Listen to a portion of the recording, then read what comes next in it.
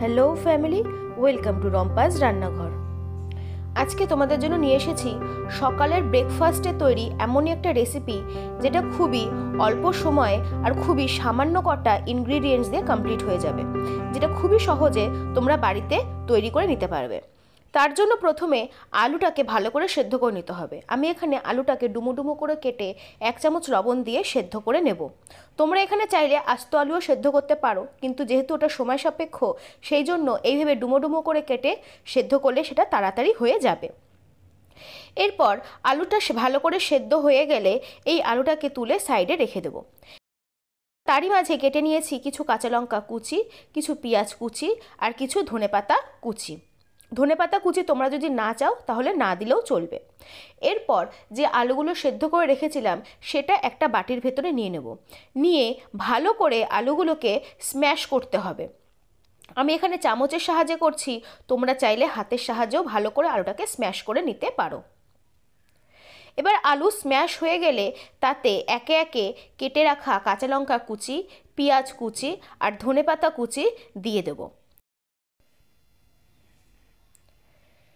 এরপর এর ভেতর দিয়ে দিলাম 1.5 চামচ মতো লবণ, আর দিলাম 1 চামচ মতো হলুদ, আর এর সাথে দিলাম একটা ডিম।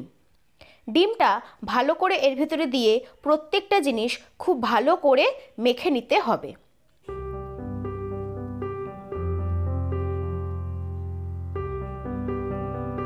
এখানে দেখতে পাচ্ছ আমার প্রত্যেকটা জিনিস বেশ ভালো করে মাখা হয়ে গেছে। এরপর এতে দিয়ে দেব ময়দা। তোমরা যদি কেউ ময়দার জায়গায় আটা দিতে পছন্দ করো তো সেই ক্ষেত্রে আটাও ব্যবহার করতে পারো। আমি এখানে দিয়ে দিলাম ময়দা। প্রায় এখানে 3 মুঠ মতন ময়দা আমি এখানে ব্যবহার করেছি। এরপর এটাকে ভালো করে একটু মেখে নেব, আর তার সাথে দেব সামান্য করে জল। একবারে পুরোটা জল দেব না, সামান্য সামান্য করে জল দেব আর মাখতে থাকবো। এইভাবে মাখতে মাখতে বেশ একটা গোলা রুটির মতন কনসিস্টেন্সি যখন হবে তখনই এই মাখাটা তৈরি হয়ে যাবে। খুব বেশি ঘনও হবে না, আবার খুব বেশি পাতলাও হবে না, মোটামুটি মিডিয়াম একটা কনসিস্টেন্সিতে থাকতে হবে।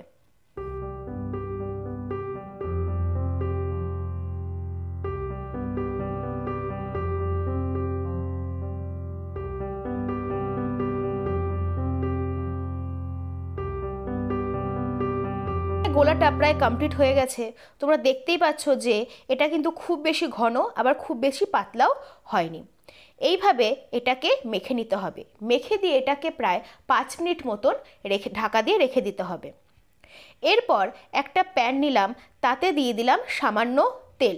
তেলটাকে একটু ভালো করে স্প্রেড করে দিলাম। দেওয়ার পর তারপর যে মিশ্রণটা তৈরি করে রেখেছিলাম সেটা এর ভেতরে দিয়ে দেবো। দিয়ে এটাকে প্রায় ভালো করে স্প্রেড করে নেব পুরো তাওয়াটার উপরেই।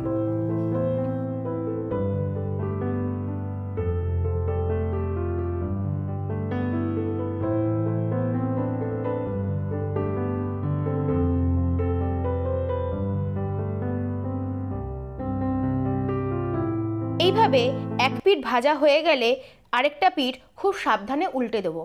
এইভাবে 2 পিঠ বেশ ভালো করে ভেজে নিতে হবে। এটা ভাজতে প্রায় 1.5 থেকে 2 মিনিট সময় লাগবে। ভালো করে এপিঠ ও পিঠ 2 পিঠ ভালো করে ভেজে নিতে হবে। তাহলেই তৈরি হয়ে যাবে আলুর গোলা রুটি বা আলুর পরোটা, তোমরা এটাকে যাই বলে থাকো না কেন। এটা খুবই সহজে বাড়িতে তৈরি হয়ে যায়, আর খুবই সামান্য উপকরণ, সামান্য পেঁয়াজ, লঙ্কা, আলু আর ময়দা দিয়েই তৈরি হয়ে যাবে এত সুন্দর একটা উপকরণ, যেটা সকালবেলায় তোমরা বাচ্চা থেকে বড় সবাইকেই দিতে পারবে এবং এটা সবাই খুবই আনন্দ সহকারে খাবে।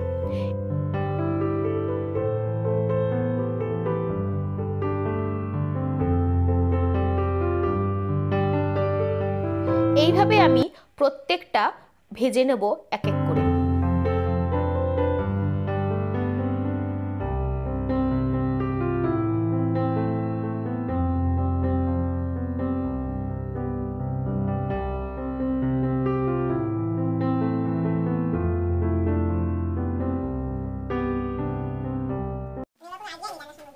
এই আলুর পরোটা বা আলুর গোলা রুটি আমি পরিবেশন করব সামান্য কেচাপ দিয়ে।